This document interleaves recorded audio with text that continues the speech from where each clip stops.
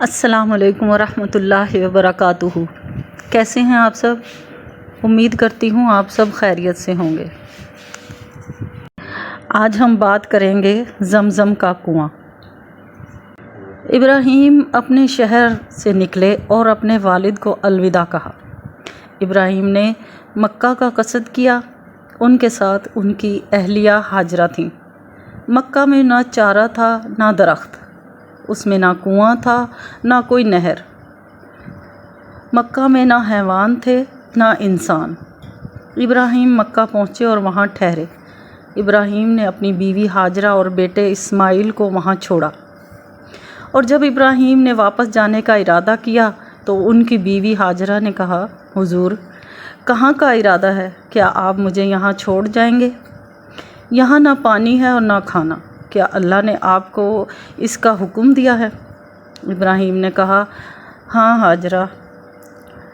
ہاجرہ نے کہا، پھر وہ ہمیں ضائع نہیں کرے گا۔ ایک مرتبہ اسماعیل کو پیاس لگی۔ ان کی والدہ نے ان کو پانی پلانا چاہا، مگر پانی کہاں؟ مکہ میں کوئی کنواں نہ تھا اور نہ کوئی دریا اور نہ نہر۔ ہاجرہ پانی کی تلاش میں تھیں اور صفا پہاڑی سے مروہ تک اور مروہ سے صفا تک دوڑتی تھیں۔ اللہ نے ہاجرہ اور اسماعیل کی مدد کی اور ان دونوں کے لیے پانی پیدا کیا اور پانی زمین سے نکالا۔ اسماعیل علیہ السلام اور ہاجرہ نے پانی پیا۔ پانی زمزم کے کنویں کی صورت میں باقی رہا۔ اللہ نے زمزم کو بڑی برکت دی، اور یہ وہی کنواں ہے جس سے لوگ حج میں پانی پیتے ہیں اور زمزم کا پانی لے کر اپنے اپنے ملکوں کو جاتے ہیں۔ کیا تو نے زمزم پیا ہے؟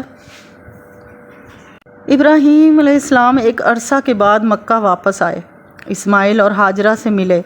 ابراہیم نے اپنے بیٹے اسماعیل سے خوش ہوئے، اور اسماعیل چھوٹے لڑکے تھے، دوڑتے کھیلتے اور والد کے ساتھ نکلتے تھے۔ ابراہیم اسماعیل سے بہت پیار کرتے تھے۔ ایک رات ابراہیم نے خواب دیکھا کہ وہ اسماعیل کو ذبح کرتے ہیں، اور ابراہیم سچے نبی تھے۔ ان کا خواب سچا خواب تھا، اور ابراہیم اللہ کے دوست تھے۔ انہوں نے ارادہ کیا کہ جس چیز کا انہیں خواب میں اللہ نے حکم دیا ہے کر گزریں گے۔ ابراہیم نے اسماعیل سے کہا، بے شک میں خواب دیکھتا ہوں کہ میں تمہیں ذبح کرتا ہوں، تو دیکھا تیری کیا رائے ہے؟ اسماعیل نے کہا، اے ابا جی، آپ وہ کر گزریں جس کا آپ کو حکم دیا گیا ہے۔ اللہ تعالیٰ نے چاہا تو آپ مجھے صبر کرنے والوں میں سے پائیں گے۔ ابراہیم علیہ السلام نے اسماعیل کو اپنے ساتھ لیا اور ایک چھری بھی لی، اور جب ابراہیم منا پہنچے، اسماعیل کو ذبح کرنے کا ارادہ کیا، اور اسماعیل زمین پر لیٹ گئے، اور ابراہیم علیہ السلام نے ذبح کرنے کا ارادہ کیا اور اسماعیل کے گلے پر چھری رکھ دی، لیکن اللہ یہ دیکھنا چاہتا تھا کہ کیا اس کا دوست وہ کرتا ہے جس کا اسے حکم دیا گیا ہے، اور کیا وہ بیٹے سے زیادہ پیار کرتا ہے یا اللہ سے۔ ابراہیم امتحان میں کامیاب ہوئے۔ اللہ نے جبرائیل کو جنت سے ایک مینڈھا دے کر بھیجا اور کہا کہ اسے ذبح کریں، اور اسماعیل کو ذبح نہ کریں، اور اللہ کو ابراہیم کا عمل پسند آیا۔ پس مسلمانوں کو عید الاضحیٰ میں ذبح کا حکم دیا۔ اللہ کا درود و سلام ہو ابراہیم خلیل اللہ پر، اللہ کا درود و سلام ہو اسماعیل ذبیح اللہ پر۔